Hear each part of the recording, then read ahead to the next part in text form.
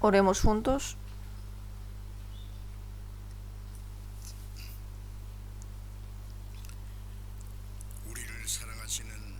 Dios Padre Santo y Misericordioso, que nos ama, nosotros que estábamos alejados de Dios en medio del pecado, hemos seguido a nuestros deseos carnales y hemos vivido para las cosas vanas de este mundo. Pero Dios, tuviste misericordia de nosotros. La ira y la condenación que teníamos que recibir nosotros, el Señor Jesús recibió en nuestro lugar, y con la sangre preciosa que el Señor ha derramado, nos has limpiado nuestros pecados para siempre. Nos ha salvado sin ningún mérito, nos ha hecho ser tus hijos, y nos ha dado la esperanza bendita de entrar eternamente en el reino de Dios. Por toda tu gracia, te damos las gracias, alabanza y gloria a nuestro Padre Dios. En esta hora, nosotros que hemos sido redimidos con tu sangre, gracias por reunirnos juntos ante ti, Señor, para alabar tu gracia y tu amor, para aprender la palabra y participar en la Santa Comunión con el Señor. Cada uno de nosotros, Señor, cuídanos y susténtanos con tu mano misericordiosa a cada uno de nuestras almas.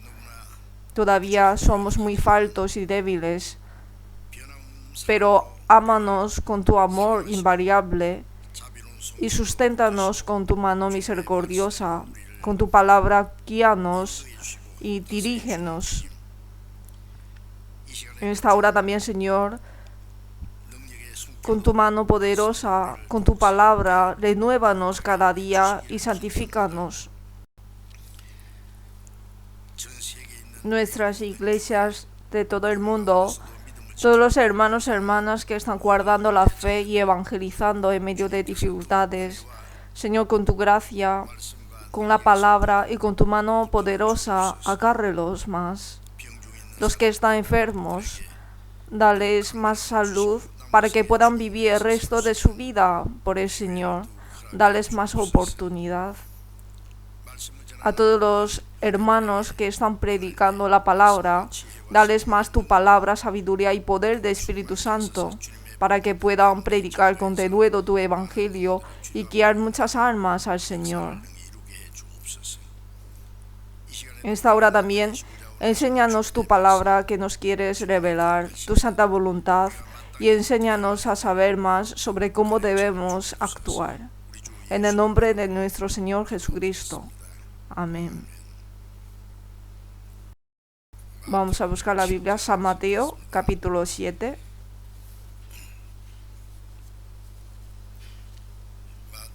San Mateo, capítulo 7.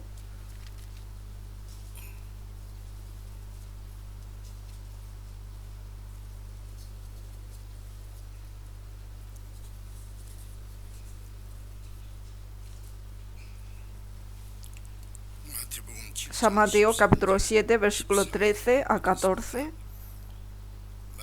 San Mateo, capítulo 7, versículo 13 a 14.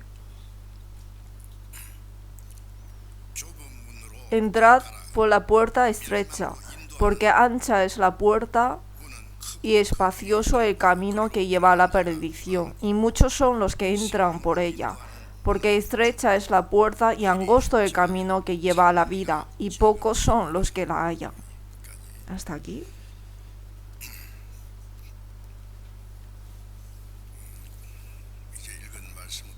A través de la palabra que hemos leído ahora,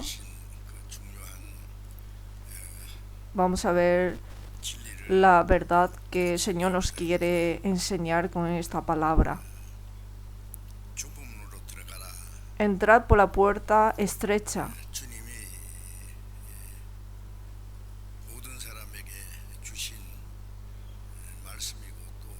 Esta es la palabra que el Señor ha dado a todas las personas y es un orden que nos ha dado a todos. Aquí está la puerta estrecha y la puerta ancha y espaciosa. Algunas personas pasan por la puerta estrecha, por un camino estrecho, áspero, difícil, y van a la vida. Y algunas personas pasan por la puerta ancha y espaciosa. Van por un camino espacioso y van a la perdición, dice aquí.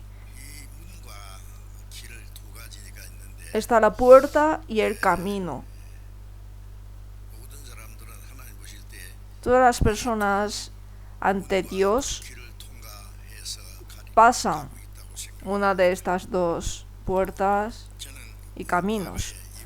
En el pasado pensaba que se refería a los creyentes y a los incrédulos, porque creer en Jesús, pues hay que ir a la iglesia los domingos, no puede ir de viaje libremente como otras personas, y hay que vivir conforme a la Biblia, y conlleva sufrimiento y dificultades.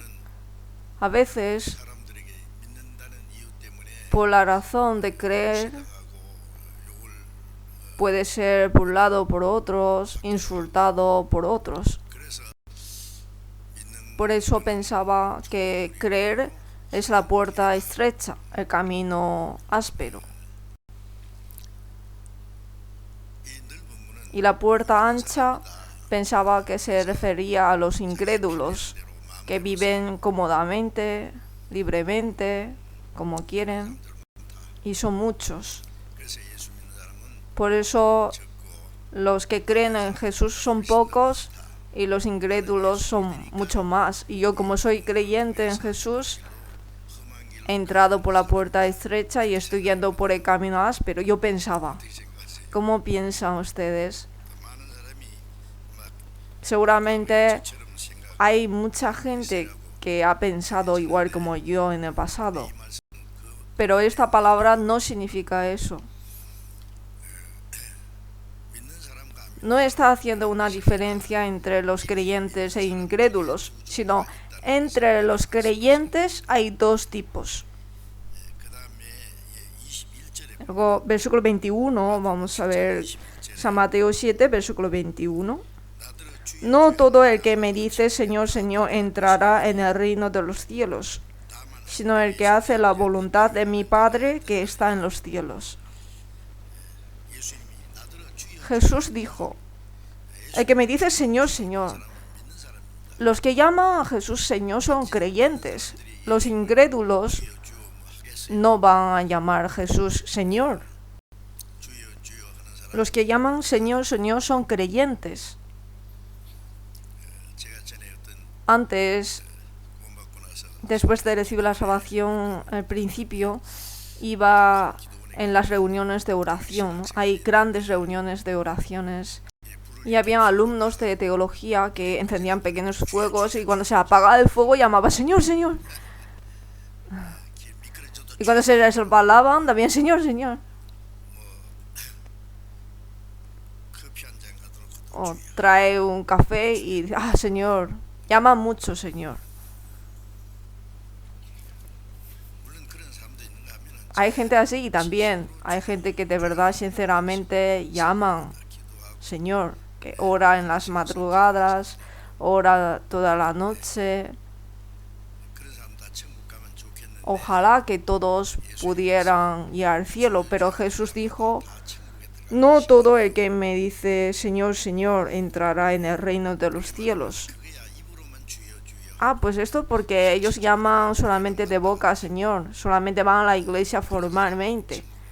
Claro que no pueden ir al cielo ellos, pero los que creen sinceramente, parece correcto, ¿no? Pero ¿qué es creer sinceramente? ¿Qué es creer sinceramente? Orar con fervor y hacen servicio bien, hacen buenas obras, hacen ofrenda mucho. Eso es hacer sinceramente, ¿no? Pero ¿cuánto hay que hacer para poder ir al cielo? A lo que pueda, así. Pues esto tampoco es la respuesta correcta. Y luego en la palabra dice, en versículo 22, Muchos me dirán en aquel día: Señor, Señor, ¿no profetizamos en tu nombre, y en tu nombre echamos fuera demonios, y en tu nombre hicimos muchos milagros? Y entonces les declararé: nunca os conocí, apartaos de mí, hacedores de maldad. Aquí muchos vendrán al Señor en aquel día y dirán: no profetizamos en tu nombre, lo que ha dicho es verdad. Profetizar en tu nombre significa enseñar la palabra. Hoy en día es como pastores, misioneros, ¿no? Evangelistas. Esos son trabajos de profetas. Y en tu nombre echamos fuera demonios. Grandes obras han hecho, ¿no? Que en nombre del Señor fuera demonios y echaba demonios. Y en tu nombre hicimos muchos milagros. No solamente llamar nombre del Señor, sino hizo muchos milagros también, sanando enfermedades. A veces hacían milagros asombrosos. Son grandes obras, ¿no? Ellos han llamado al Señor, Señor, solamente de boca. No piensan que han creído muy bien, pero sin embargo la palabra de Jesús fue que entonces les declararé: nunca os conocí. Apartaos de mí, hacedores de maldad. Pero ¿qué ha pasado aquí? El Señor les dice: nunca os conocí. Alguna persona viene y dice: maestro, me gusta mucho, maestro. Hice esto, lo otro por ti, maestro. Pero el maestro dice: pero ¿tú quién eres? No te conozco, no te conozco. No sé lo que estás diciendo. Entonces, qué vergüenza, ¿no? Ve por ahí. Así será, ¿no? Nunca os conocí. Apartaos de mí, hacedores de maldad. Hacedores de maldad significa que no hicieron conforme a la ley, no hicieron conforme a la palabra. Apartaos de mí. Ser echado del Señor es ir al infierno. No solamente invocaron el nombre del Señor, sino profetizaron, echaron demonios, hicieron muchos milagros. Seguramente mucha gente dirá: esta persona es alguien muy excelente, recibirá grandes galardones ante el Señor. Pero sin embargo la palabra del Señor fue algo improvisto. Nunca os conocí.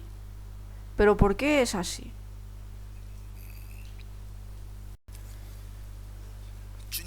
Entrará el que hace la voluntad del Señor, pero no hicieron conforme a la voluntad del Señor. Pero si hicieron con mucho celo, ¿por qué no es conforme a la voluntad del Señor? Hacedores de maldad. El que no hace la voluntad del Señor es hacer la maldad. ¿Y qué es la voluntad del Señor? Si pregunto ¿qué es la voluntad del Señor?, cada uno dice como piensa. En las consultas me dicen pues ir los domingos a la iglesia, orar, evangelizar, hacer servicio, vivir conforme a la palabra, lo que se acuerdan. Entonces, ¿hacer bien esto puede ir? Sí, pero ¿cuánto hay que hacer? Lo que pueda. Aunque haga hasta la muerte, no puede ir. Entonces, ¿cómo hay que hacer para ir? En San Juan 3, versículo 3, Jesús dijo: el que no naciere de nuevo no puede ver el reino de Dios. De cierto te digo. Cuando dijo las palabras más importantes, decía 2 veces: de cierto te digo, que el que no naciere de nuevo no puede ver el reino de Dios. ¿A quién dijo esa palabra? En San Juan capítulo 3 podemos ver que a Nicodemo, esta persona era una persona especial en judaísmo, un principal entre los judíos. Israel Era un pueblo que servía a Dios, pero él les enseñaba las leyes, y a los que no vivían conforme a las leyes, pues los castigaba. Era una persona que decidía asuntos importantes, era un principal y era un maestro de los israelitas. Era un maestro que enseñaba la palabra de Dios a los israelitas. Esta persona vino a Jesús de noche en silencio. Rabí, sabemos que has venido de Dios como maestro, porque nadie puede hacer estas señales que tú haces si no está Dios con él. Con esto le podría recibir con mucho gusto ya, ¿no? Que maestro Nicodemo, me has reconocido muy bien, gracias, ¿no? Pero encantado es. Sin embargo, hay algo que le faltaba. Tú eres maestro y principal de judíos, eres sincero y recto, no eres como otros religiosos que rechazaron a Jesús, sino que quieres buscar la verdad, quieres conocer a Jesús. Qué excelente eres. Con esto ya está bien, ¿no? Pero Jesús le dijo con desesperación, diciéndole que de cierto te digo, que el que no naciere de nuevo no puede ver el reino de Dios. Tú eres excelente, pero no puedes ir al cielo. Para ir al cielo necesita un requisito. Tienes que nacer de nuevo. Nacer de nuevo. Esta persona pensaba a sí mismo que estaba creyendo bien en Dios. Enseñaba la Biblia a los israelitas y tenía un corazón sincero de buscar la verdad. Era diferente con otros religiosos. Era una persona sincera y recta, pero sin embargo a los ojos del Señor le faltaba algo. Tú eres excelente, pero no puedes ir al cielo. ¿Por qué? Porque tienes que nacer de nuevo.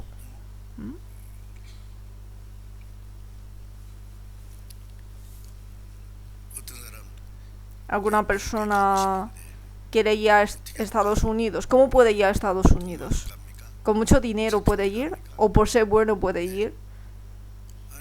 No. Hay que tener pasaporte, hay que tener visado para ir a Estados Unidos, hay que comprar billete de avión. Tiene estas condiciones. Para ir a un país extranjero necesita condiciones. Pues para ir al cielo igualmente. Si no nace de nuevo, no puede ver al reino de Dios. Si no puede ver, ¿cómo vas a entrar? Mucha gente no puede llegar a pensar este problema. Piensa que asistir bien a la iglesia es creer bien. Vivir con esfuerzo, esto es creer bien. Ora, hacen servicio, intentan vivir buena vida. Si a los ojos de pastor le ve como una persona excelente, entonces, diácono fulano o tal anciano, recibirás gran galardón ante Dios. Entonces, aparentemente dice, ¿qué va? Pero por dentro dice, claro que voy a recibir grandes galardones. Pero primero hay que ir al cielo para recibir grandes galardones o pequeños. Pero primero tiene requisito de ir al cielo. ¿Has renacido de nuevo? Si ha nacido carnalmente, es hijo de los padres carnales. Tiene derecho de estar en la familia. Puede recibir amor de los padres. Para ir al cielo hay que nacer otra vez como hijo de Dios. Esta vez es nacimiento espiritual. Nacer carnalmente es una vez. Nacer espiritualmente también es una sola vez. Hay que nacer espiritualmente para que Dios sea mi Padre. En San Juan 8 los judíos le dijeron a Jesús que Dios es nuestro Padre. Pero Jesús les dijo, no, vuestro padre es el diablo. y los deseos de vuestro padre queréis hacer. Por eso hubo grandes peleas, porque los judíos eran el pueblo escogido de Dios, guardaban el día de reposo, intentaban guardar la ley, llamaban al Dios Padre, pero Jesús les ha dicho, vuestro padre el diablo. Por eso surgió grandes peleas.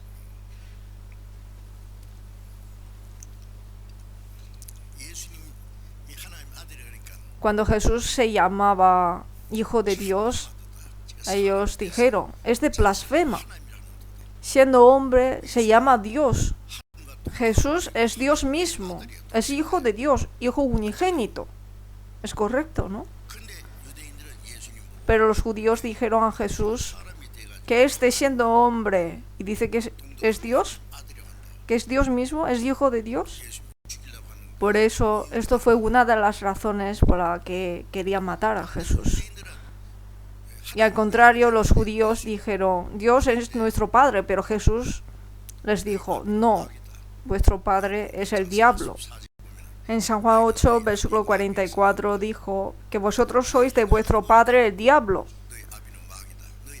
Viendo lo que estáis haciendo cosas de vuestro padre el diablo. Hay que pensar bien sobre esto. Ahora también pasa lo mismo. Mucha gente tiene celo de Dios y piensa que con esto ya es hijo de Dios. Cuando hacen oraciones de Dios Padre, llama Dios Padre que está en los cielos, pero orar diciendo Dios Padre ya se convierte en tu Padre. A cualquiera que pasa por la calle le dice, Padre, ¿tú quién eres?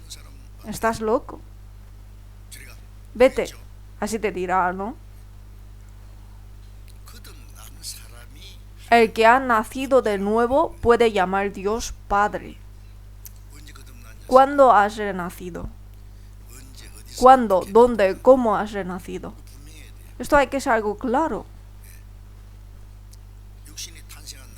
Hay un día de nacimiento carnal y también hay un día de nacimiento espiritual. Puede olvidar la fecha, pero seguramente hay ese momento, porque es una experiencia clara en un momento. Hay personas que ora diciendo, Dios, ayúdame a nacer de nuevo otra vez. Nacer de nuevo cuando quiera, cuando está aburrido y dice, voy a nacer de nuevo otra vez. No, es una sola vez. Este problema hay que pensarlo bien. Por eso, aunque no nace de nuevo, puede profetizar y puede echar fuera demonios y puede hacer muchos milagros. ¿No es algo asombroso? Hay gente que enseña muy bien la Biblia, habla súper bien y la gente se enamora de él. Lee unos versículos de la Biblia y habla filosóficamente, tradicionalmente, científicamente, moralmente. Yo también he escuchado el pastor muy famoso en las grandes iglesias, habla tan bien. Cuando estaba en la carrera de teología, el director de la carrera de teología era un profesor que recibió el doctorado en Estados Unidos, que predica tan bien, hace su introducción, tema principal, 1, 2, 3, conclusión, punto culminante, y después de todo,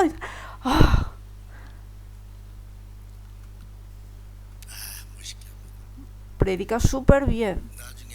Después de nacer de nuevo, dije, no está bien. Pues entrará el que hace la voluntad de mi Padre que está en los cielos. ¿Qué es la voluntad de mi Padre que está en los cielos? Primero, para los que no han renacido, la voluntad de Dios es que nazca de nuevo. En San Juan 6:40 dice, esta es la voluntad del que me ha enviado, que todo aquel que vea al Hijo y cree en él tenga vida eterna. La voluntad de Dios es recibir la salvación. Al que va al infierno le pedirá dinero o le pedirá buenas obras. Le pide que reciba la salvación. A una persona que no ha recibido la salvación, ¿qué le pedirá a Dios?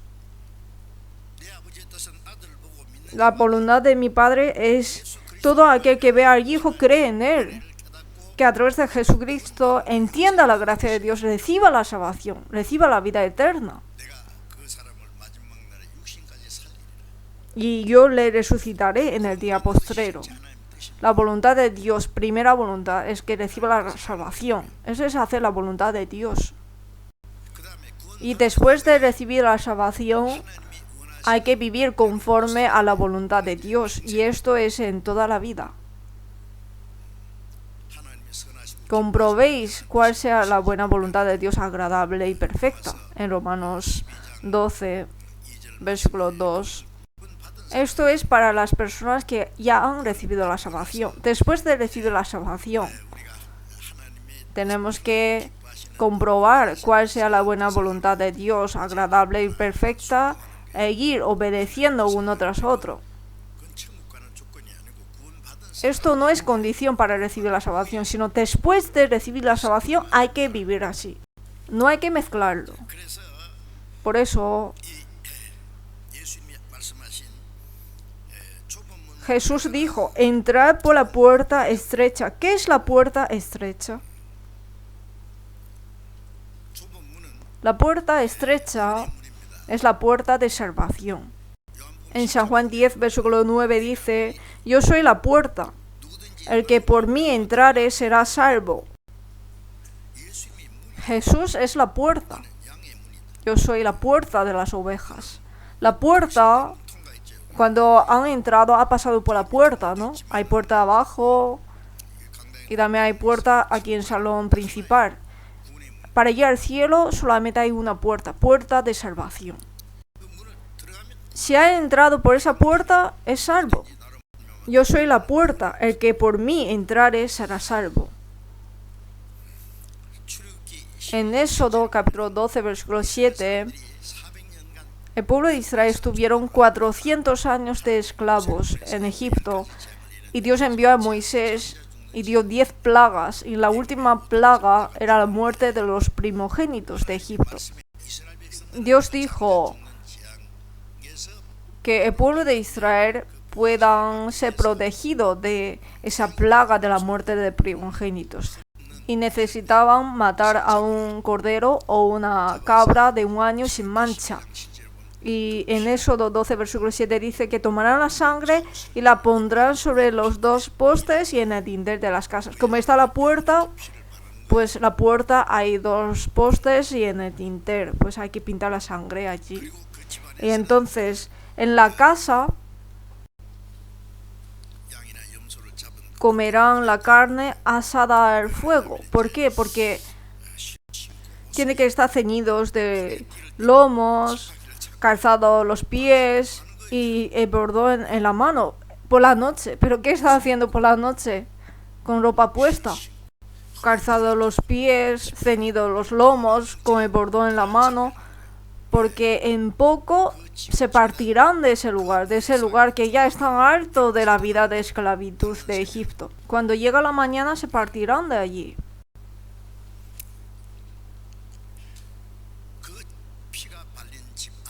En la casa donde está la sangre pintada. Y en Éxodo capítulo 12, versículo 13, dice que cuando hiera la tierra de Egipto, cada casa está muerto el primogénito, pero la casa de los israelitas que han pintado la sangre, veré la sangre y pasaré de vosotros. Y no habrá en vosotros plaga de mortandad cuando hiera la tierra de Egipto. Dios, ¿qué es lo que ve? El primogénito de esa casa es bueno, es obediente, ha hecho malas cosas. No pregunta por esto, sino mira la sangre. La sangre. La sangre es para que Dios lo mirara. En la casa no se ve la sangre. Dios mira la sangre. Veré la sangre y pasaré de vosotros. Y no habrá en vosotros plaga de mortandad. Por eso la Pascua es Pascua, pasar por alto, ¿no? En 1 Corintios 5:7 dice que nuestra Pascua, que es Cristo, ya fue sacrificada por nosotros. El cordero o la cabra que fue matado en la Pascua tipifica que Cristo morirá en el futuro, derramará la sangre en la cruz y verá la sangre y Dios pasará de nosotros. Esa persona es buena, es mala, es una persona excelente o no, esto no importa. ¿Qué es lo que ve Dios? La sangre. Cuando creemos la sangre de Jesús en nuestro corazón, no me verá a mí, sino verá la sangre que yo estoy confiando y pasará de nosotros la condenación.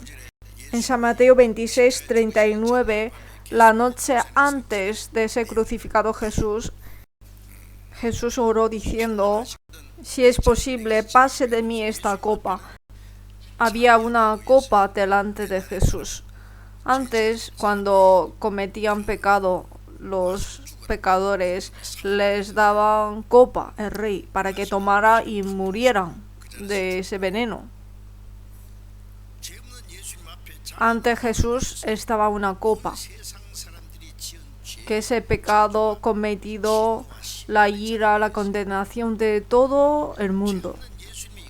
Jesús, que no tenía pecado, ¿por qué tenía que tomar esa copa? Jesús tenía el mismo cuerpo que nosotros. Por eso se cansaba, dormía en el barco, en el río Galileo. En medio de mañana estaba tan cansado que se dormía allí. Se balanceaba muchísimo el barco, pero no se dio cuenta ni de eso. Tenía hambre, tenía sed, tenía lágrimas. Tenía el mismo cuerpo débil, igual que nosotros. Él tenía que sufrir mayor vergüenza y dolor de la cruz. El cuerpo de Jesús no quería sufrir. Pase de mí esta copa. Si lo pasara, ¿quién tomará esta copa? Nosotros tenemos que tomar e ir al infierno. Jesús en la cruz dijo: Padre mío, ¿por qué me has desamparado? ¿Por qué me has desamparado? ¿Por qué? Hay respuesta. Para no desamparar a los pecadores que tenían pecado, desamparó a su Hijo. Dios dio espalda en esa hora. Durante 3 horas estaba oscurecido la luz del sol. La tierra estaba removida. La tierra y el cielo también lloraron. ¿Por qué me has desamparado? Para no desamparar a los pecadores, desamparó al Hijo de Dios. La copa de la ira que teníamos que tomar nosotros, lo tomó Jesús. Que no sea como yo quiero, sino como tú. Jesús, que no tenía pecado, recibió la ira, la condenación, el juicio de todo el mundo, tomó la copa y murió.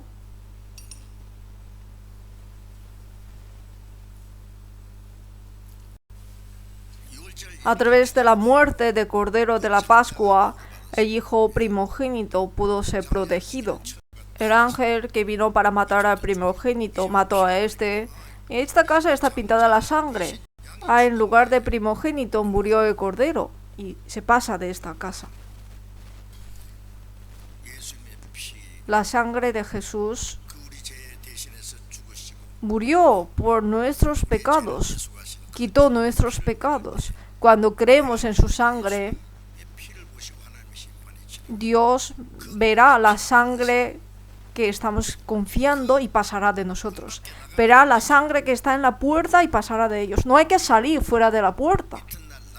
El día siguiente, hasta el día que sale el sol. ¿Cuándo es ese día? El día que termina este mundo. Cuando se acaba todo el juicio. Entonces ellos se parten hacia la tierra prometida, la tierra de Canaán, ¿no? Los israelitas. Y nosotros hay que entrar en la puerta pintada con la sangre de Jesús. Entonces será salvo. Cualquiera persona. Porque de tal manera amó Dios al mundo que ha dado a su Hijo unigénito. Lo dio como ofrenda de expiación hasta la muerte. Cuando entienda y cree en esto, todo aquel que en él cree, todo aquel que en él cree no se pierda, mas tenga vida eterna.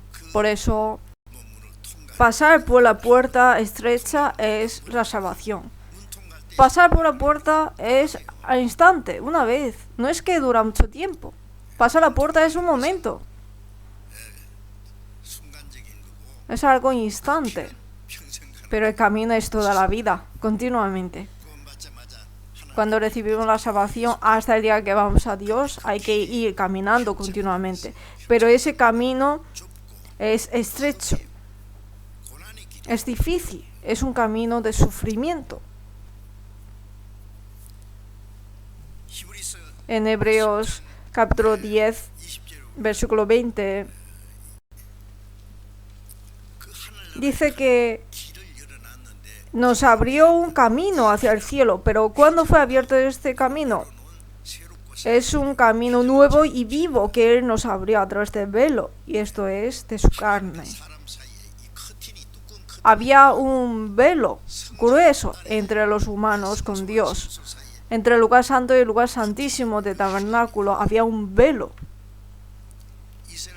El pueblo de Israel, para ser perdonado de sus pecados durante un año, el sumo sacerdote mataba al macho cabrío y con la sangre entraba en ese lugar santísimo abriendo el velo. Entonces está arca de testimonio y encima está el propiciatorio. ¿Por qué está propiciatorio? Para quitar el pecado según la ley. Entonces sobre el propiciatorio, que está encima de la ley, tenía que echar la sangre 7 veces orando. Entonces se quitaba el pecado de un año. Y después de un año, otra vez. Cada año tenía que repetir.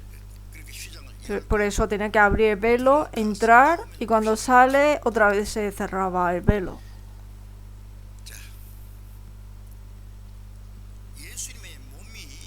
El cuerpo de Jesús es el templo, ¿no? Jesús dijo: destruí este templo y en 3 días lo levantaré. Los judíos dijeron: pero durante 46 años fue edificado este templo y tú en 3 días lo levantarás. Los discípulos también seguramente hubieran pensado: ¿pero por qué dice esto Jesús? Que algunas veces dice unas cosas absurdas. Pero Jesús en San Juan 2 dice que el templo que Jesús decía no está refiriendo al templo que fue construido en 46 años, sino el cuerpo de Jesús, el templo, porque está Dios en él. El templo de Jerusalén ya no es templo de Dios porque no está Dios en él. Jesús dijo: Jerusalén, Jerusalén, y aquí vuestra casa os es dejada desierta. Ya no es casa de Dios, es vuestra casa. Dentro de poco será quemado el templo de Jerusalén. Pero el cuerpo de Jesús es templo de Dios porque estaba Dios en él. Fuera de Jesús están los pecadores. Por eso entre Dios y el mundo está en medio el cuerpo de Jesús. Por nuestro pecado carnal hemos convertido enemigos con Dios. Pero Jesús, que no tenía pecado, vino a este mundo, y el cuerpo de Jesús es como el velo entre Dios y el mundo. Cuando Jesús fue crucificado, dijo: consumado es. Fue abierto su costado y salió toda la sangre. Cuando dijo consumado es. Y el velo del templo fue rasgado de arriba abajo. Para entrar se abría de abajo y salía y el velo se cerraba. Pero ahora, en una sola vez, Jesús, habiendo obtenido eterna redención, el velo del templo fue rasgado. Se desapareció la enemistad entre Dios y los hombres.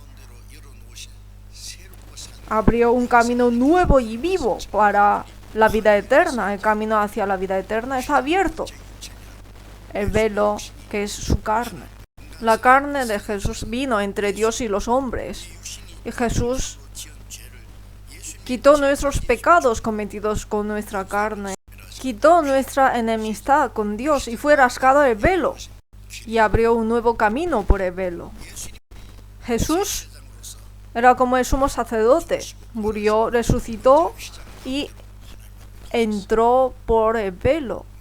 Y se fue a Dios primero.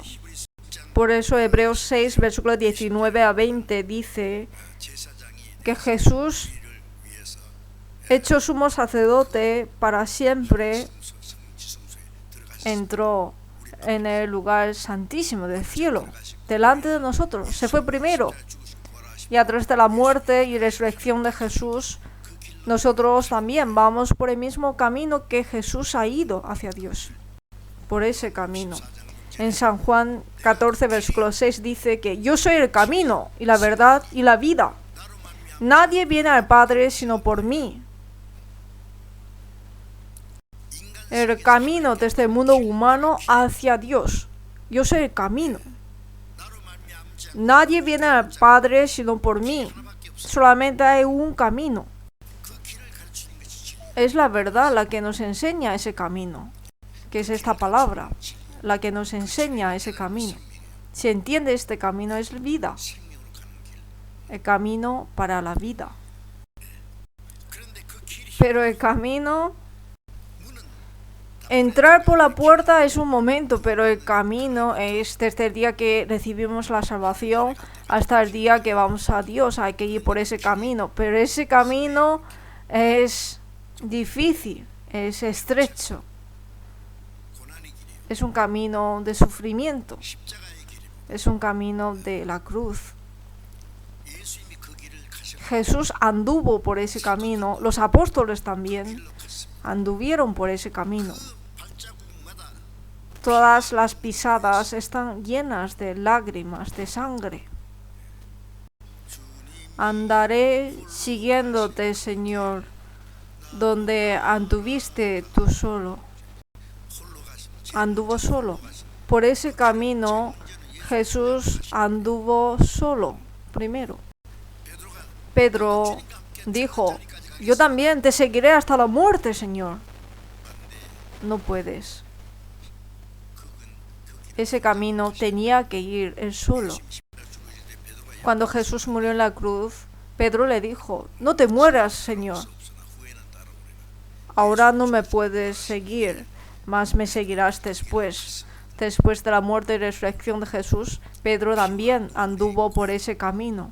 El camino de sangre y lágrimas. Si seguimos esas pisadas, se salpicarán, ¿no? La sangre y las lágrimas. Sin lágrimas no puede ir por ese camino. Sin sufrimiento no puede ir por ese camino. Anduvo primero por ese camino y los apóstoles también anduvieron por ese camino. Los santos que fueron primero también anduvieron por ese camino. Nosotros también tenemos que andar por ese camino. Es un camino de sufrimiento, pero el Señor está junto con nosotros. El Espíritu Santo nos guía y al final de este camino nos está esperando el Señor. Es un camino para la vida eterna, para la gloria. La puerta para la vida, pero no la vida de este mundo, sino la vida detrás de este mundo, la vida eterna. Estamos caminando por un camino para la vida y para la gloria eterna, pero que no olvidemos que es un camino de sufrimiento.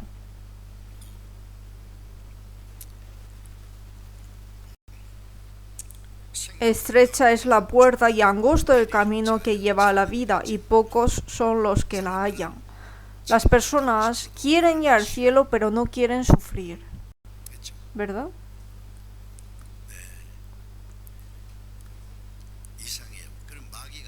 Un poco raro, ¿no? Entonces el diablo guía por un camino desviado. Tienes que ir por aquí, pero les guía por un camino desviado. Y luego dice, yo vivo como quiero libremente y luego voy al cielo y ya está. ¿Para qué creyendo en Jesús no puede hacer esto ni otro? Creo en Jesús y hago lo que quiero. Con los amigos. Y también el mundo es divertido. Y luego voy al cielo. Dos cosas a la vez es mejor. ¿Qué? ¿Seguro es así? Hay una historia divertida que hay una hija mayor ya, se tiene que casar y hay dos chicos. Uno es guapo y es bueno, pero es pobre. Y el otro es rico, muy muy rico. pero no es tan guapo y su personalidad también no es tan bueno. Y entonces le ha dicho, eliges tú. De entre los dos, eliges tú. Pues si me caso con este chico guapo, bueno, creo que voy a tener hambre. Y este es rico, no es tan guapo, es un poco problemático. Estaba pensando, si voy a su casa, es bueno, pero estaba dudando. Pero al final ha decidido, pues sí ha decidido. ¿Cómo ha decidido? Se va a casar, pero dormiré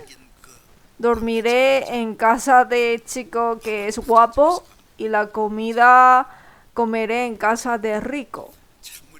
Qué inteligente, ¿no? Que quieren los dos. Pero es posible.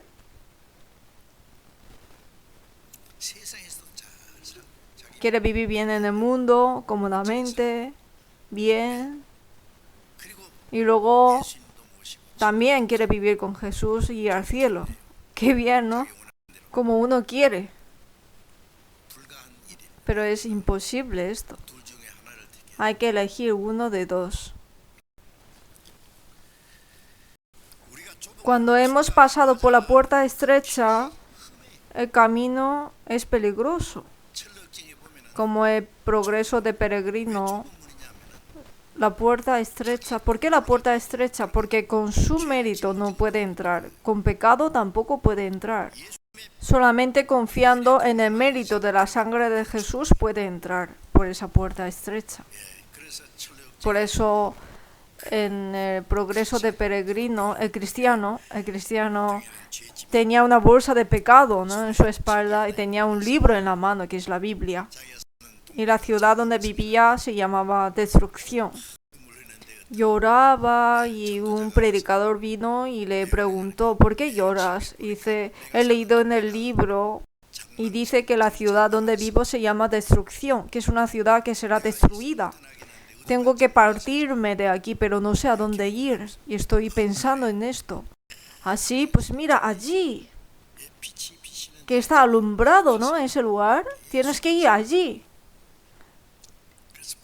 Entonces empezó a caminar. ¿Habéis visto, no?, el progreso de peregrino. Vida eterna. Y andaba. Su esposa le seguía atrás y dice, cariño. El hijo y la hija, papá. Y los amigos, amigo. Le seguían. Pero él se escapaba, ¿no?, para no ser llevados por ellos a la ciudad destruida otra vez. Llegó a la puerta estrecha. Y al pasar por la puerta estrecha, esta bolsa de pecado que tenía en su espalda se cayó hacia atrás hasta la tumba.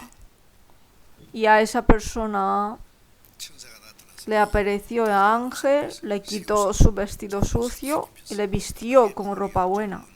Esta es la salvación, la puerta de salvación, la puerta estrecha, donde fue quitado la bolsa de pecado y fue vestido con vestido de justicia, como Isaías 61:10, con vestiduras de salvación y manto de justicia, y seguía caminando hacia el cielo.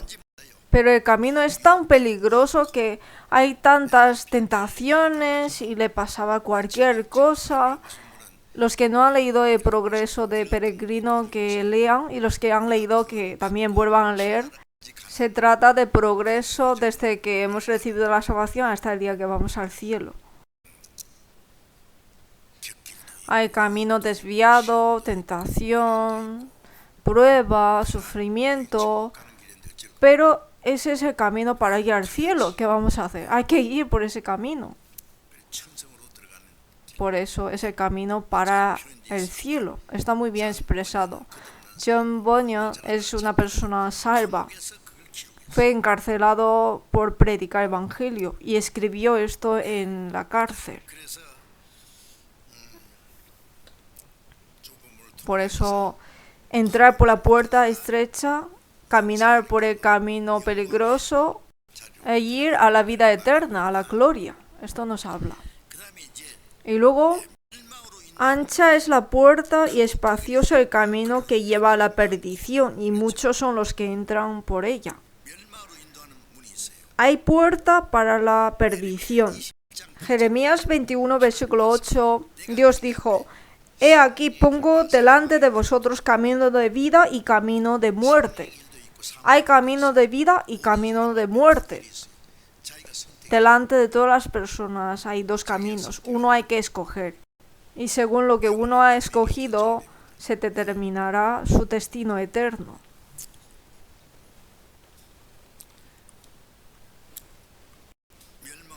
Y ancha es la puerta y espacioso el camino que lleva a la perdición, y muchos son los que entran por ella. Hay muchos que entran por ella, porque es ancho y mucha gente van juntos.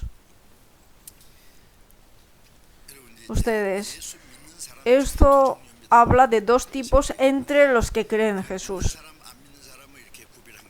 Esto no está diferenciando entre los que creen y los que no creen. Los que no creen, no hace falta ni decir si ha entrado por la puerta estrecha o ancha, porque es puerta de perdición. Pero el problema está en que entre los creyentes hay dos tipos. En el mundo hay muchas denominaciones religiosas y hay muchas cosas que la gente cree. Hay gente que dice: yo quiero creer en Jesús, pero hay tantas denominaciones y cada uno dice que es correcta la suya y por eso no puede creer. Aunque es tan complicada, pero solo hay dos caminos. Y la puerta también, puerta estrecha y ancha. Estrecha y ancha.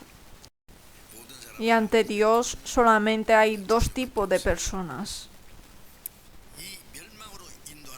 La puerta que lleva a la perdición. La gente pensará que es una puerta que lleva a la perdición. No.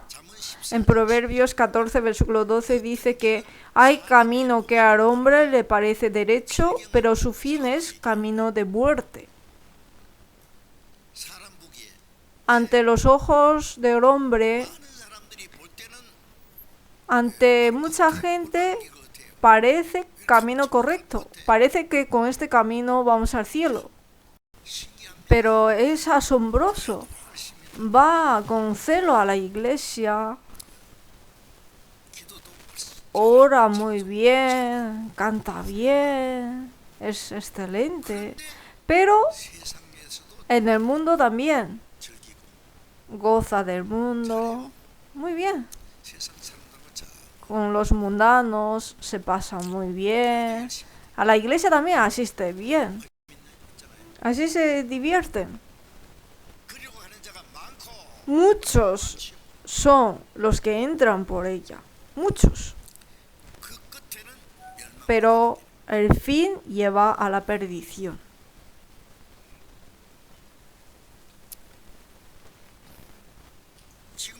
Ahora también hay tanta gente que va por ese camino. Ahora nosotros también, nosotros creemos en Jesús, ¿no? Por eso tenemos que examinarnos si mi fe es una fe que he pasado por la puerta estrecha y estoy caminando por el camino peligroso, o estoy caminando por el camino que va mucha gente, por la puerta ancha, y estoy caminando por el camino espacioso y por el camino sigo pensando que estoy yendo bien. Uno se equivoca y es su libertad. Hay camino que al hombre le parece derecho, pero su fin es camino de muerte. ¿No? Por eso en 2 de Corintios 13, versículo 5 dice: examinaos a vosotros mismos si estáis en la fe, probaos a vosotros mismos. ¿O no os conocéis a vosotros mismos que Jesucristo está en vosotros, a menos que estéis reprobados? Hay que examinar la fe. ¿Qué significa esto? La fe, la Biblia habla que hay fe, pero fe muerta, fe naufragada, la fe vana, la fe rechazada. Hay variedad de fe. Hay muchos tipos de fe. Pero la fe muerta. El cuerpo sin espíritu está muerto, la fe sin obras está muerta. La fe rechazada, la fe naufragada, la fe vana. Con esta fe no puede ir al cielo. Hay muchos tipos de fe, muchos. Es muy raro. En el mundo hay muchas religiones y entre los que creen en Jesús también. Hay muchos cristianos religiosos no renacidos. Tocar zoquetes ante el budismo, recitar escrituras budistas, pedir bendición o decir amén en las iglesias, son igual no renacidos, son igual fe ciega, fe supersticiosa. Y piensan que es correcto. ¿Es una fe que Dios acepta? Si os dice, nunca os conocí, entonces, ¿cómo haríais? ¿Cómo hay que examinarse? Hay que examinar con la palabra. Porque creer es creer en la palabra. Por eso la fe en chino se escribe la palabra y el hombre. Esta es la fe. La letra china conlleva mucho significado. Cuando el hombre acepta la palabra. La fe es por oír y oír por la palabra de Dios. Si no hay palabra, ¿cómo vamos a creer si Dios es invisible? Aunque Dios es invisible, pero podemos escuchar su palabra.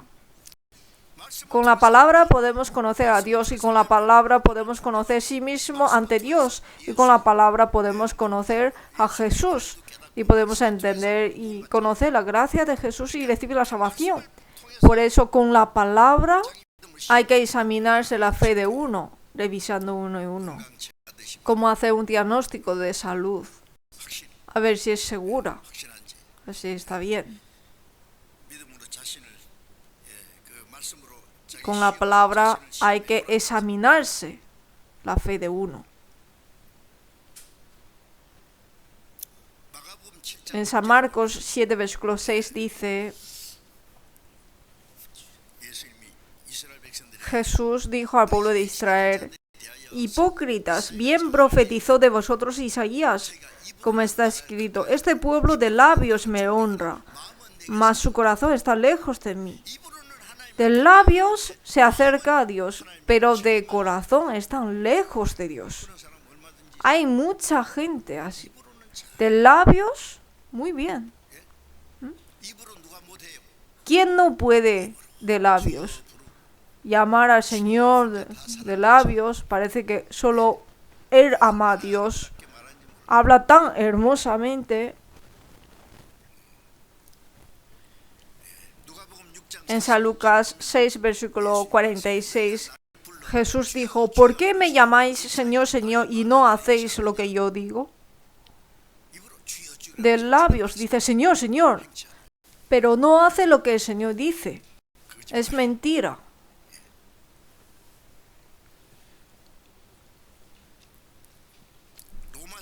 En Romanos 8, versículo 9, dice, si alguno no tiene el Espíritu de Cristo, no es de Él. Asiste bien a la iglesia, pero dentro no lleva el Espíritu de Cristo en él. Porque en las personas que no han nacido de nuevo, no tiene el Espíritu de Cristo en él. Cuando uno entiende la gracia de Dios y recibe la salvación, viene el Espíritu Santo en él. Porque el que le hace entender la gracia es el Espíritu Santo.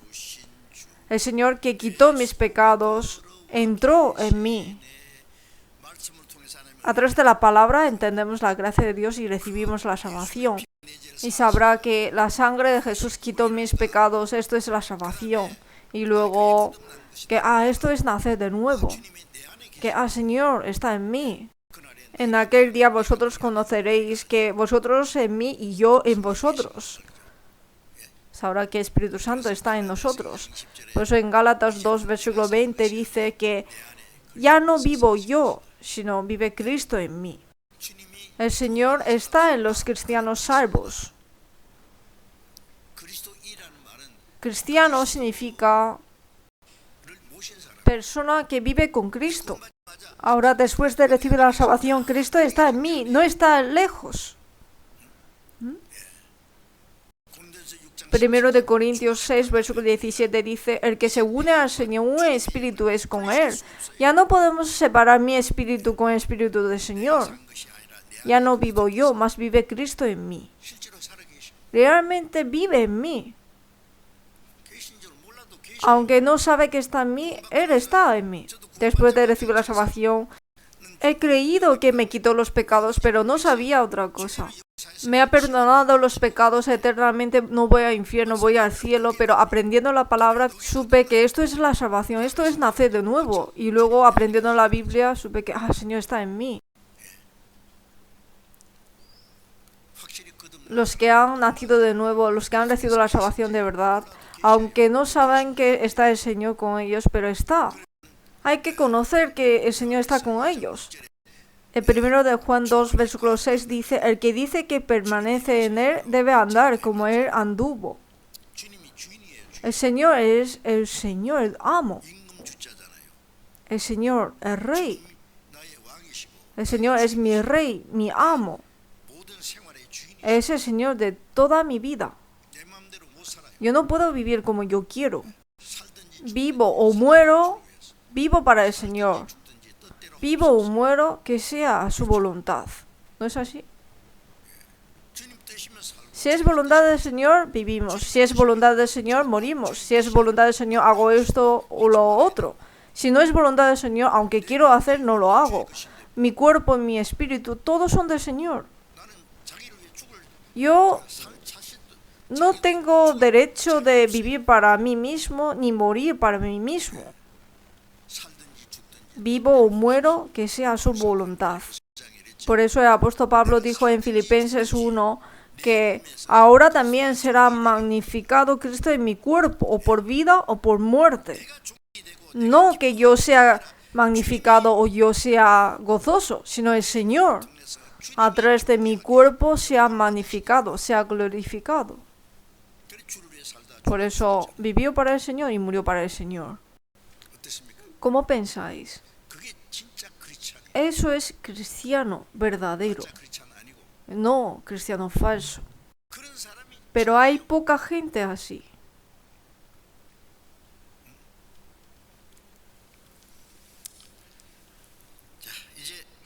Pues ahora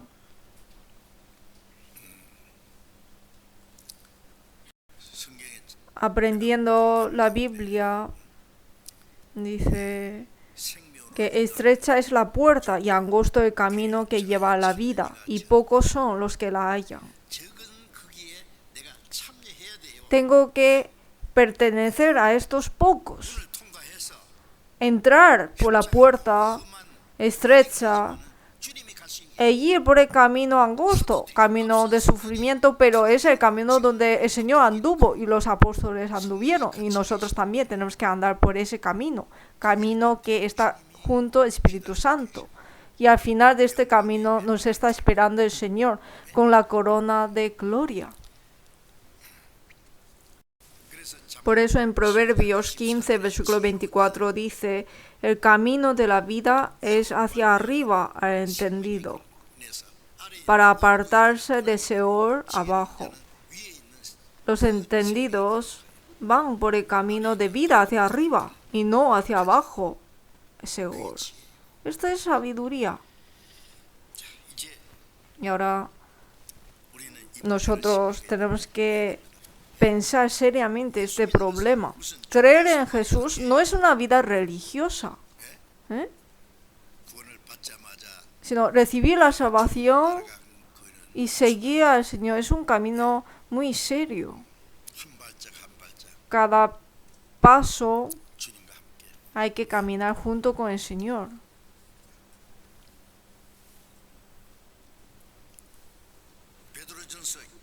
Primero de Pedro, capítulo 2, buscamos. Primero de Pedro, capítulo 2.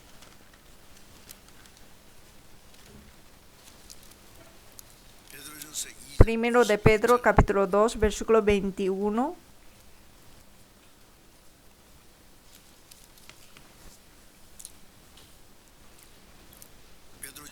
Primero de Pedro, capítulo 2, versículo 21.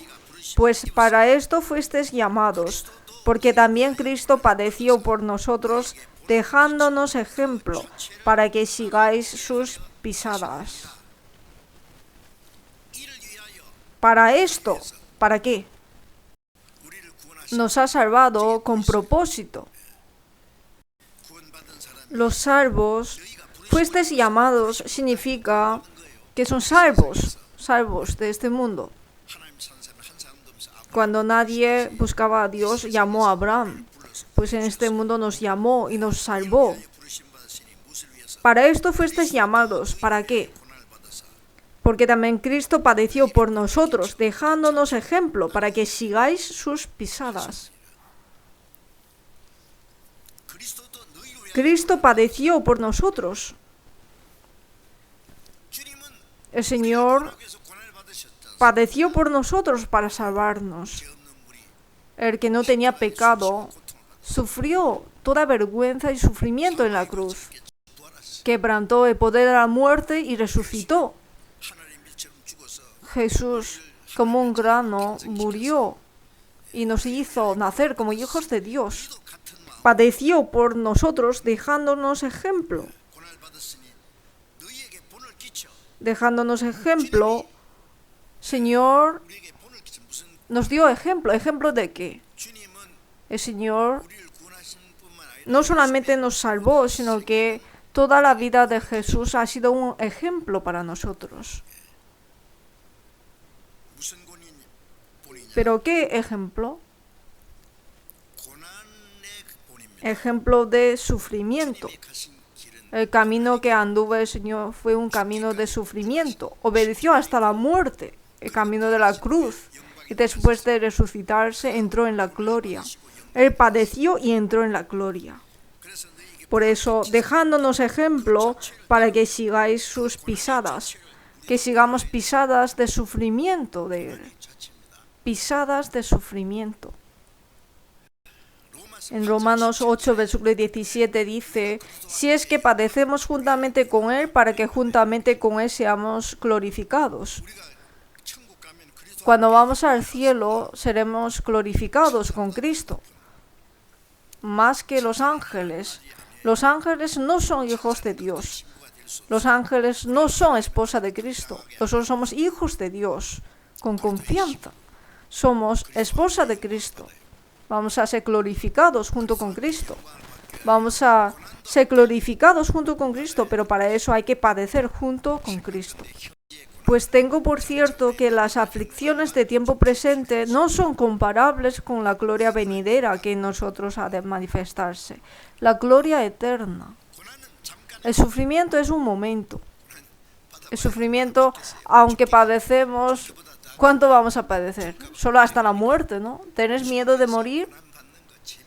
Sufrir por el Señor es algo divertido. Aunque sea pobre, está bien. Aunque somos insultados, está bien. Aunque muramos, está bien. Si hemos vivido para el Señor y morimos para el Señor, esto es la mayor gloria. ¿Sentís injusto por esto? Es lo mejor, ¿no? Siendo cristianos, seguimos al Señor, sufrimos y dice, ay, ¿por qué vivo así? ¿Por qué he recibido la salvación sufriendo así? ¿Cómo? Hay que pensar, ¿cómo he recibido la salvación y estoy siguiendo el camino de sufrimiento, el camino del Señor? Hay que pensar que es una gloria. Los discípulos estuvieron gozosos de haber sido tenidos por dignos de padecer afrenta por el Señor. Ser insultados por el Señor, ser azotados por el Señor, morir por el Señor. Esto es la mayor gloria. Pero no quieren. Es mejor, ¿no? Es lo mejor. Alguna persona, por creer en Jesús, fue atado, le quitaba la piel. ¿Todavía crees? Le quitaba la piel.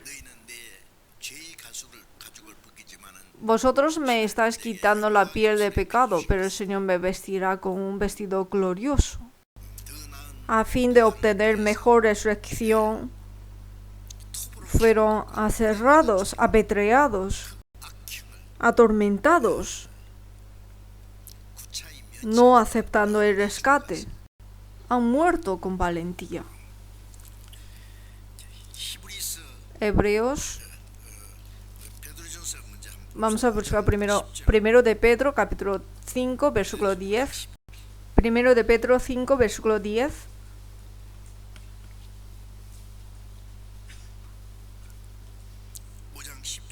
5, versículo 10. Leamos juntos despacio. Mas el Dios de toda gracia, que nos llamó a su gloria eterna en Jesucristo, después que hayáis padecido un poco de tiempo, Él mismo os perfeccione, afirme, fortalezca y establezca.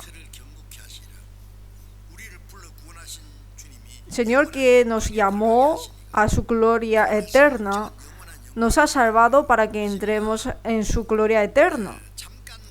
Después de que hayáis padecido un poco de tiempo, sufrimiento es un poco de tiempo. Él mismo os perfeccione, afirme, fortalezca y establezca. A través del sufrimiento nos da el bien. Es padecido un poco de tiempo, pero Él nos perfecciona, afirma, fortalece y establece. Los cristianos sufren un poco y no saben cómo hacer. Si el Señor está junto con nosotros, ¿por qué están así? ¿Han sufrido más que el Señor? ¿Han sufrido más que el apóstol Pablo? Si los antepasados de la fe han sufrido tanto, solo están pensando lujosamente. ¿Tienen miedo de pobreza? ¿Tienen miedo de ser insultados? ¿Tienen miedo de morir? No hay nada para temer. No hay envidia, ni miedo, ni temor. Qué divertido es, ¿no? Si es caminar con el Señor. El Señor está con nosotros. En el lugar de sufrimiento también está el Señor con nosotros. El apóstol Pablo, predicando el evangelio, fue azotado, le quitaron la ropa, le llevaron a la cárcel subterránea y le apareció el Señor por la noche. Pablo, confía, no morirás. Cuando leí esa palabra, he pensado, después de ser azotado, encarcelado, cuando le duele todo el cuerpo, ¿por qué aparece ese momento y le dice, Pablo, confiad, no temes, no morirás aquí, morirás en Roma, predicarás el evangelio en Roma? Es un poco raro, ¿no? ¿Por qué no le ayuda a no ser encarcelado y no ser azotado? Pero no es así. Ser azotado, ser padecido, ser encarcelado, en ese momento el Señor está junto con él. Le da fuerza para vencer el sufrimiento. No es que le da el camino para evitar. Cuando José fue encarcelado injustamente en la cárcel, Dios estaba con José y fue prosperado en todas las cosas que hacía él. La fe que confía en el Señor en medio del sufrimiento es lo mejor. No es estar gozoso en medio de tranquilidad. Esto cualquier persona del mundo puede hacer, pero en medio de sufrimiento gozamos, en medio de sufrimiento aguantamos. Nosotros no somos personas que tenemos esperanza en esta tierra. San Lucas capítulo 13. Vamos a ver. San Lucas 13.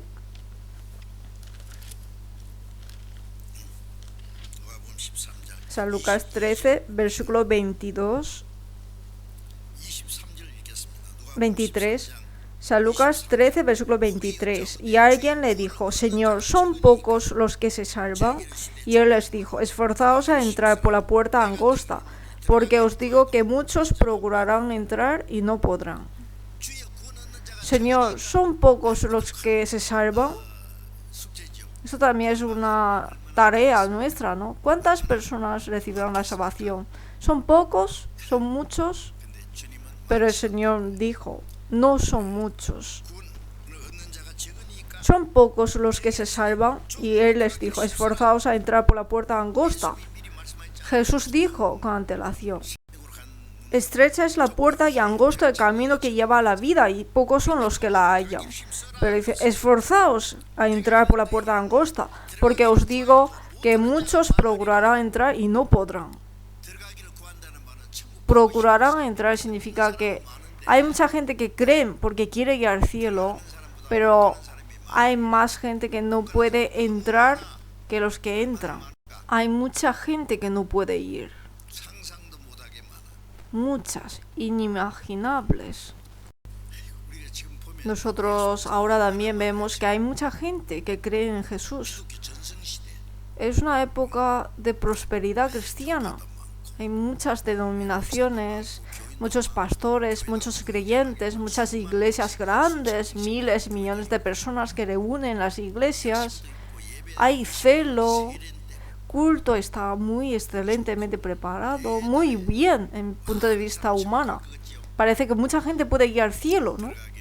Pero muchos procurarán entrar, mucha gente quiere entrar. Pero si hubiera dicho, ¿y si alguno no puede entrar? Esto sería mejor, pero dice, muchos procurarán entrar y no podrán. Son pocos los que entran, pero pocos, ¿cuánto?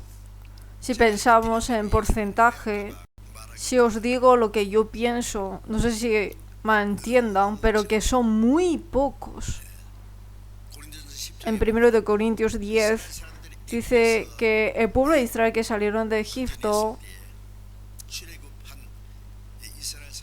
de las personas que salieron de Egipto, ellos hicieron censo, pero solamente contando a los adultos que pueden ir a la militar, desde 20 años arriba. Y eran 600.000. Sumando las mujeres y los niños, eran muchos. Solamente hombres mayores habían 600.000, pero los que entraron en la tierra de Canaán eran Josué y Caleb, 2 personas. Y dijo Dios, de los más de ellos no se agradó Dios, por lo cual quedaron postrados en el desierto.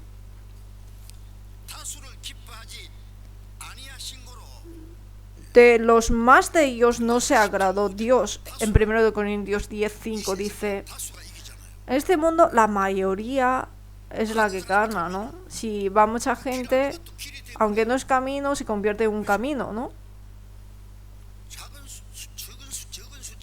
Y los pocos no pueden ser aceptados, pero aún así Dios no acepta por la mayoría, aunque son muchos, pero falsos son falsos. Aunque queda uno solo, si es verdad, es verdad. Sodoma y Gomorra fue destruido porque no había 10 justos. En Sodoma y Gomorra no había justo, claro, no llega a 10. Y Jeremías dijo que no había un justo en Jerusalén que Dios buscaba. En Jerusalén estaba el templo de Dios, ¿no? El templo de Salomón. Está sumo sacerdote, intérprete de la ley, los labís, los religiosos. Tenían celo en Dios, guardaba el día de reposo, pero no había nadie que buscaba a Dios. Por eso Jerusalén fue destruido. Desde entonces fueron llevados al cautiverio babilónico.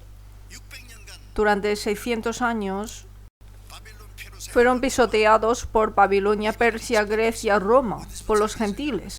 ¿Y por qué fue esto? Porque no había ni un justo en Jerusalén. Es algo asombroso, ¿no? Entonces, ¿qué hacían las personas que estaban en Jerusalén? En Jeremías 5:30-31 dice que cosa espantosa y fea es esa en la tierra de Israel se refiere. Los profetas profetizaron mentira. Habían profetas, pero profetizaron mentira. Y los sacerdotes dirigían por manos de ellos. Y mi pueblo así lo quiso. ¿Qué pues haréis cuando llegue el fin? El fin, pues será destruidos. En la Biblia aparecen muchas palabras asombrosas. Muchos, pocos. Ustedes, ¿cómo quieren hacer? En Isaías capítulo 9 buscamos.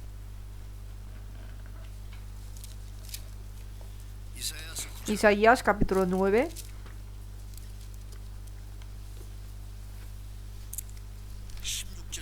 Versículo 16. Isaías 9, versículo 16. Leamos juntos. Porque los gobernadores de este pueblo son engañadores, y sus gobernados se pierden.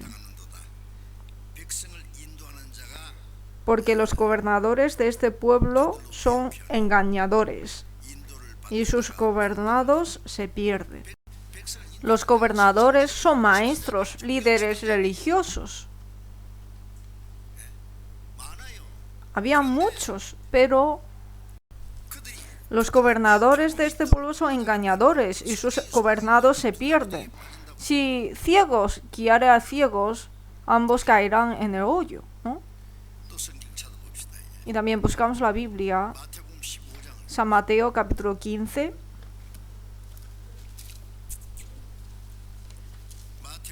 San Mateo 15, versículo 13. Versículo 13 a 14 leamos. Pero respondiendo él dijo: toda planta que no plantó mi Padre Celestial será desarraigada. Dejadlos, son ciegos guías de ciegos, y si el ciego guiare al ciego, ambos caerán en el hoyo.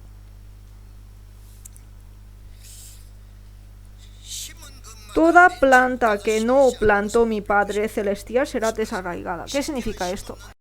Sí que fue plantado, pero no plantó Dios Padre. ¿Qué significa esto? He sembrado sojas, pero después de poco he ido y solamente ha salido frijoles. Entonces, ¿qué hay que hacer? Ha salido frijoles en vez de soja, ¿está bien? Pero Dios no. Toda planta que no plantó Dios será desarraigada, aunque salen muchos.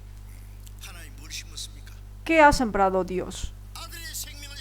Sembró la vida de su Hijo. Un grano se cayó en la tierra y murió, el Hijo unigénito de Dios. A través de la muerte de Jesús, los salvos. En 1 de Juan 1, versículo 12 dice que más a todos los que le recibieron, a los que creen en su nombre, les dio potestad de ser hechos hijos de Dios, los cuales no son engendrados de sangre, ni de voluntad de carne, ni de voluntad de varón, sino de Dios. ¿Cómo se recibe a Jesús? Hay gente que hace oración, dice: Jesús, te recibo, yo creo que tú estás conmigo, amén. Entonces ya está conmigo. Esto es salvación de recepción, es falsa. Con esta manera puede recibir a Jesús.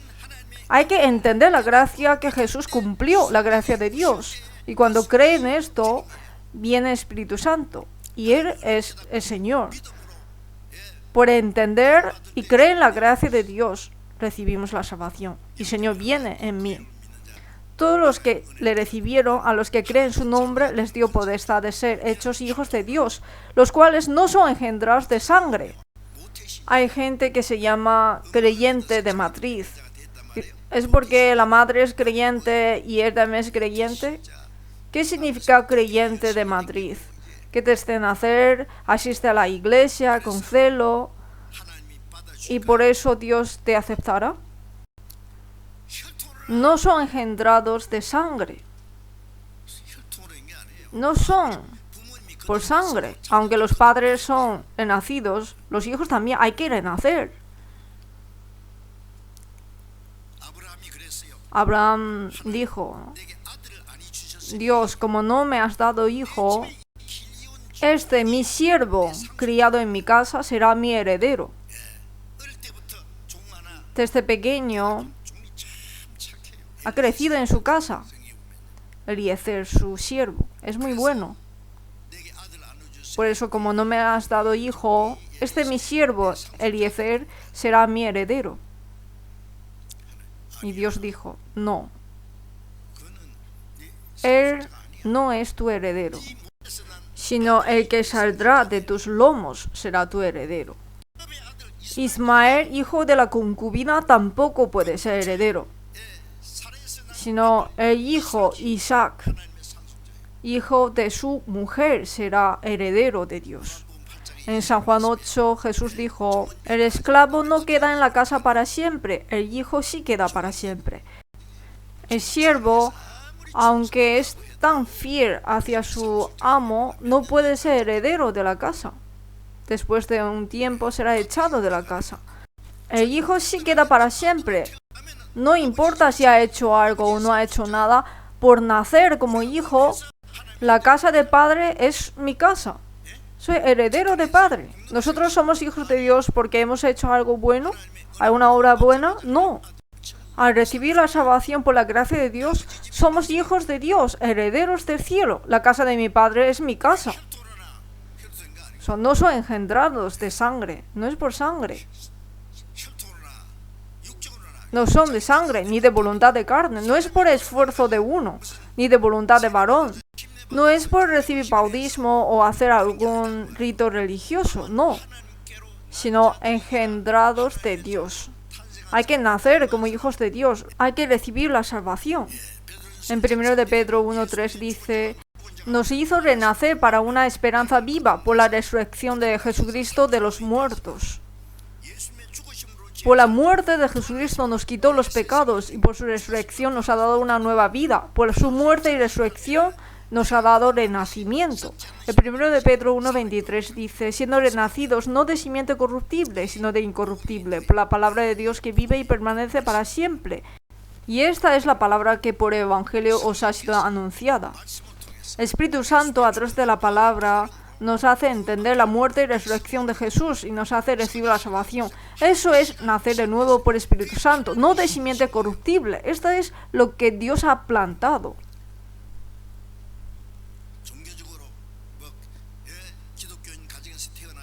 Nacer en una familia religiosa, una familia cristiana y ser educado por cristianismo, crece como un cristiano excelente y así puede ir al cielo. No, no es por educación, sino engendrados por Dios. Por eso, toda planta que no plantó mi Padre Celestial será desarraigada. Si no hay vida que Dios le dio, será desarraigado. En San Lucas 12, versículo 32 dice: no temáis, manada pequeña, porque a vuestro Padre le ha placido daros el reino. Manada pequeña.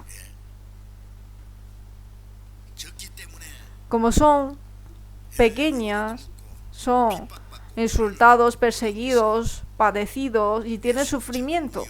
Jesús dijo: manada pequeña, no temáis, porque a vuestro Padre le ha placido daros el reino. Nosotros somos pocos y por eso somos menospreciados, insultados sin razón. Nos aborrecen, nos persiguen, pero no hay que preocuparse, porque a vuestro Padre le ha placido daros el reino. ¿Qué nos preocuparemos si Dios nos acepta y nos recibe? Aunque todo el mundo nos señala con dedos, pero el Señor está con nosotros. Aunque todo el mundo nos alaba, pero si no está el Señor con nosotros, ¿para qué nos sirve? ¿Qué nos preocuparemos? En la Biblia hay muchas palabras semejantes. Vamos a buscar un versículo más. San Mateo, capítulo 22. San Mateo, capítulo 22.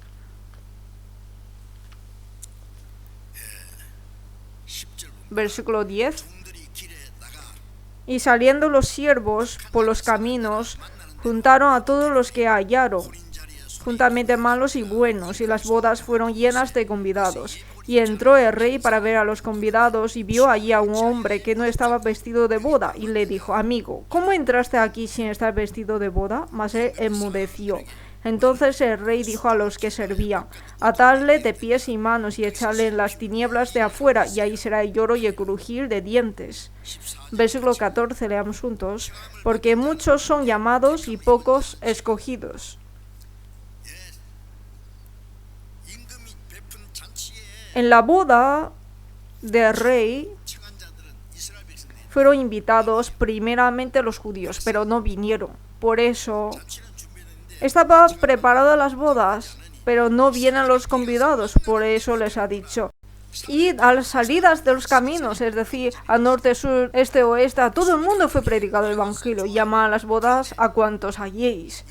Han venido mucha gente, pero había gente que no estaba vestido de boda. Otros están vestidos de boda, porque en la boda del rey, antes de entrar, tenía que estar vestido de boda. La ropa identifica a uno, ¿no? Hay gente que viste bien, hay gente que viste muy pobre, entonces ¿cómo pueden comer cómodamente en las bodas? Los pobres no pueden estar con los ricos, porque sería mejor ir a una esquina y comer allí solos. Pero al estar vestido por igual, somos iguales.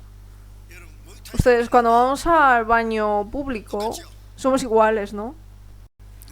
No sabemos quién es quién porque estamos todos desnudos. Somos iguales.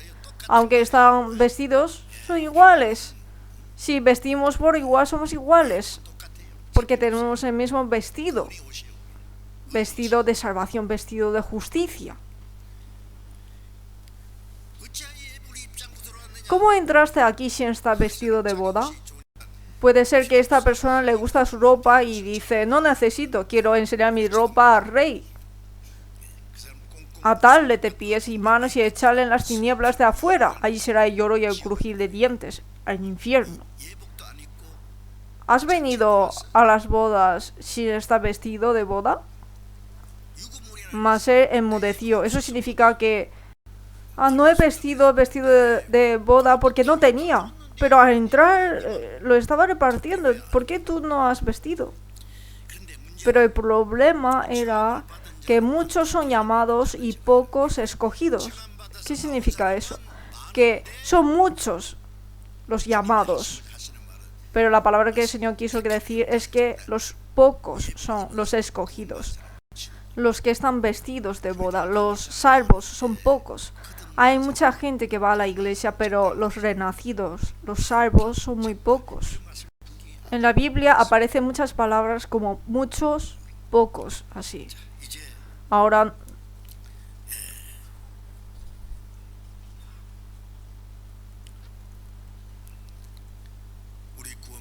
nosotros, los cristianos salvos, hay que examinar si he renacido conforme a la palabra o no. Si he pasado por la puerta estrecha, entonces hay que caminar por este camino estrecho, ese camino peligroso, hasta el día que vamos al Señor. Es ese camino para ir a la vida eterna, para ir a la gloria. Ese camino que el Señor nos está esperando. Hay que ir por ese camino hasta el final. El día de la segunda venida del Señor está muy cerca. Nosotros tenemos que examinar con certeza nuestra salvación. Si no es, comprobar con la palabra otra vez. Y si han recibido la salvación de verdad, hay que caminar silenciosamente este camino de sufrimiento junto con el Señor. El camino junto con el Señor. Y después de poco encontraremos con el Señor. El sufrimiento es un momento, pero la gloria es eterna. No ir por otro camino desviado, sino ir por este camino hasta el final, hasta el día que el Señor venga de nuevo. Hay que estar sin vergüenza ante su gloria. Falta poquito para el retiro de verano, hay mucha cosa que hacer. No hay tiempo para fijar nuestros ojos hacia este mundo. Estamos muy ocupados.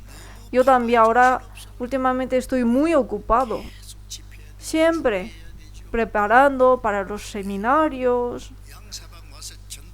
En todos los lugares me pide hacer seminarios y en los países extranjeros también. Con este cuerpo no puedo todo, pero lo que puedo. Como estoy muy cansado y me falta fuerza, por eso he pensado, hago lo que puedo y algún día me caigo y voy al Señor. Con ese corazón quiero vivir, sin ningún apego aquí. Si el Señor me da fuerza, con esa fuerza viviré. Y si me dice hasta aquí, entonces gracias y me voy.